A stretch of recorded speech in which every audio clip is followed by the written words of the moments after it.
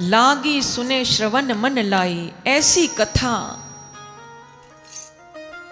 मन लगाकर जानकी जी ने सुनी।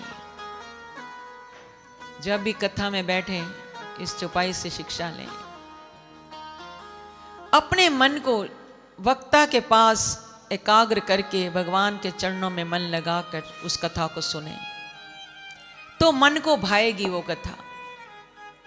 लागी सुने श्रवण मन लाई, मन लगाया है तभी वो कानों को कथा भा गई। आदू ते सब कथा सुनाई, आदि से अब तक की सारी कथा हनुमान जी ने सुना दी। तो जानकी जी को मान लो जैसे मरते हुए को तिनके का सहारा क्या मिलना था, प्राण आ गए जीवन में। ये मेरे स्वामी की कथा सुनाने वाला कौन? श्रवणामृत जी कथा सुनाई, ये मेरे कानों में राम कथा का अमृत घोलने वाला कौन है? ये इतनी सुंदर अमृत से भरी हुई कथा कौन गा रहा है? इधर देखा उधर देखा, कोई दिखाई नहीं दे रहा। हनुमान जी तो ऊपर पत्तों में छिपे बैठे हैं। अभी तो भूमिका बना रहे हैं मां के पास जाने की, एक भूमिका तैयार हो रही है। क्योंकि किसी निराश व्यक्ति के पास एकदम भी कोई, जैसे भरत जी के पास भेजा था हनुमान जी को, वो बड़ी दर्द भरी कथा है, भरत मिलाप। हमारे आश्रम में मूर्ति है और वहाँ यहाँ के चेयरमैन जो भी बने हुए हैं हमारे श्याम मुथरेजा जी, पारो जी भी बैठी है, आ जाइए ना। श्याम मुथरेजा जी, महेंद्र मुथरेजा जी, इनके माता जी, कल भी इनकी बहन के यहाँ भोजन था कृष्णा जी के। पूरा परिवार भगवान के भक्त हैं। कितने भावुक थे ये सब। दादी साथ थी कल, सब चरण सेवा कर रहे थे, सब रो रहे थे प्रभु के भजन बोलकर। कितना आनंद आया कल वहां पर, बड़ा इमोशनल थे। पूरे परिवार में भक्ति भरी है। तो इनके माता पिता ने ही हमारे आश्रम में ये मूर्ति स्थापित कराई थी, भरत हनुमान मिलाप की मूर्ति। बहुत सुंदर बनी हुई है। ये तो स्वामी जी की कृपा है कि आश्रम में ऐसी मूर्तियां लगी, अदरवाइज तो किसी को नॉलेज ही नहीं होगी इस मूर्तियों का इतिहास क्या है। राम भरत मिलाप तो आपने सुना होगा, पर भरत जी और हनुमान जी का मिलाप तो लोग कहते हैं ये उस समय का है जब हनुमान जी पर्वत उठाकर ला रहे थे संजीवनी बूटी। नो नो नो नो, ये वो मिलाप नहीं है। ये तो वो मिलाप है जो नंदीग्राम में भरत जी गड्ढा खोद कर साधना करते थे और श्री राम ने भेजा था हनुमान जी को कि मेरा भरत बड़ा हठी है,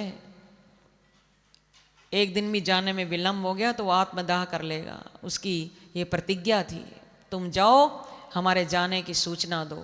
दर्द भरी कथा है, हुआ तो सुनाएंगे आपको। तो ऐसी जो रस भरी कथा कहने वाले कौन हैं? कई सो प्रकट होती किन भाई, हे भाई तुम प्रकट क्यों नहीं होते हो? ये मेरे कानों को अमृत पिलाने वाले, इतनी रस भरी कथा कहने वाले कौन हो? सामने क्यों नहीं आते हो? जब जानकी जी ने अब कहा सामने क्यों नहीं आते हो, प्रकट हो जाओ, प्रकट हो जाओ। तब हनुमान जी गए सामने, तब हनुमंत निकट चली गई हूं। हनुमान जी के नेत्रों में इतने अश्रु भरे हुए हैं, कब से प्रतीक्षा कर रहे हैं मैं कैसे मां से मिलूं, कैसे अपने स्वामी का संदेश उन तक पहुंचाऊं। अब देखा कुछ बात बन गई है, मेरी माँ अब कुछ थोड़ी खुश हो गई है, थोड़ा अपनी स्थिति में ठीक हो गई है। अभी तक तो ये बड़ी डिप्रेस थी, निराश थी, दुखी थी, दीन थी, दर्द भरी थी। अपना शरीर त्यागने की बातें कर रही थी। अब स्वामी की कथा सुनकर कुछ बात बन गई, मैया ठीक हो गई हैं, अब बुला रही हैं तो अब मुझे देरी नहीं करनी चाहिए, अब मुझे सामने जाना चाहिए। तब हनुमत निकट चली गई हूं। तब हनुमान जी ने एक क्षण की देरी नहीं की और झट से छलांग मारी और जानकी अम्मा के पास आकर बैठ गए। आप तो यहां बैठे ही नहीं है। कितने समय का इंतजार समाप्त हुआ हनुमान जी का, पर जाकर फिर एक फिर चेतावनी हुई हनुमान जी के आगे, एक फिर बाधा आ गई। हनुमान जी तो तत्काल झट से छलांग लगाकर चले गए मां के पास, और वहां जाकर क्या देखते हैं, फिर ही बैठी मन विस्मय भयो। सीता जी ने जैसे देखा कोई वानर आया है, सीता मैया ने मुख मोड़ लिया, मुख फेर कर बैठ गई।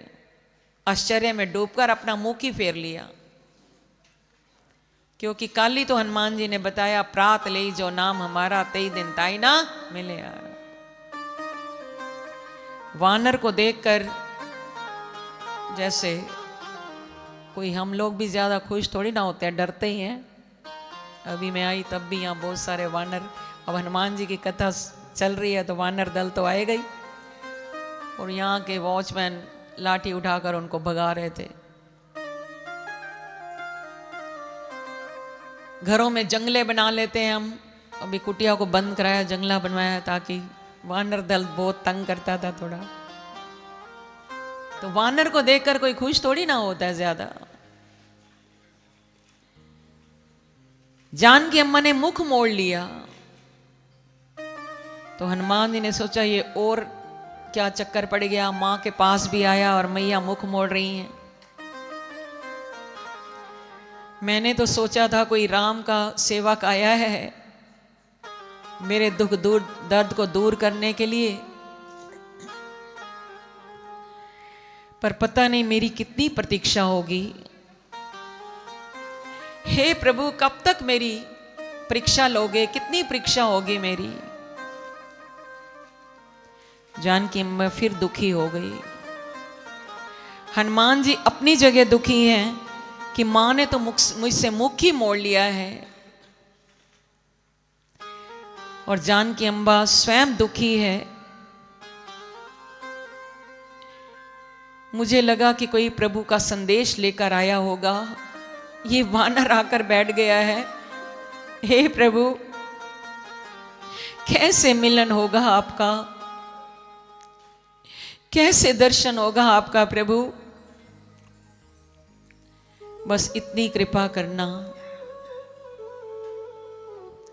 जब तक इस शरीर में श्वास है, ये निकलती भी तो नहीं है, यही तो मेरा एक अवगुण है सबसे बड़ा।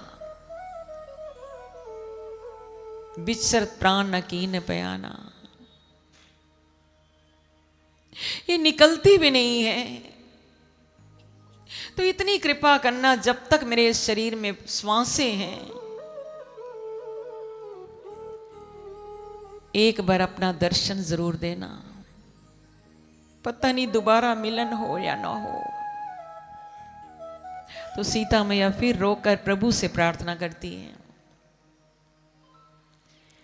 सांस देना प्रभु,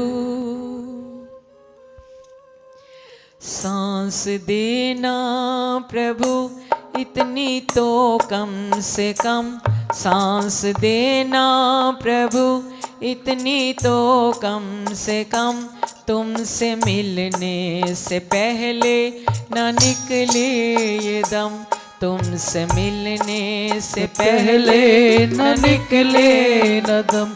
श्वास देना प्रभु, इतनी तो कम से कम, तुमसे मिलने से पहले न निकले न दम।